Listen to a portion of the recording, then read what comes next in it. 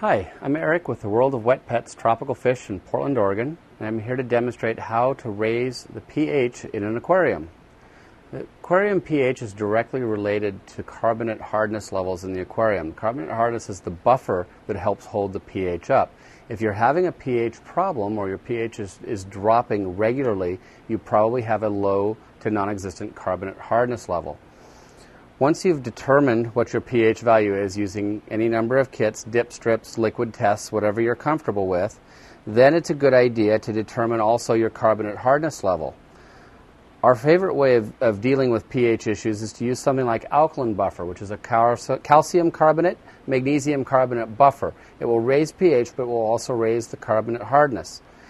Liquid pH buffers, such as pH Up and the like, are kind of temporary fixes. They tend not to address the problem of the carbonate hardness levels. Baking soda, also not a terribly good pH solution. It's a temporary solution. It's a sodium bicarbonate. Otherwise, shell and coral material, in this case crushed coral, can be used in bags in filtration. Crushed coral will help with buffering the calcium carbonate levels as well as the pH. The problems with using crushed coral, you can't really control what it's going to do, so you have to be very careful not to add too much. As always, when dealing with pH issues, it's very, very important not to raise pH too far, too fast. You generally don't want to go more than about half a degree in any 12 to 24 hour period. So if you have a long way to raise your pH, try to do it over a period of days.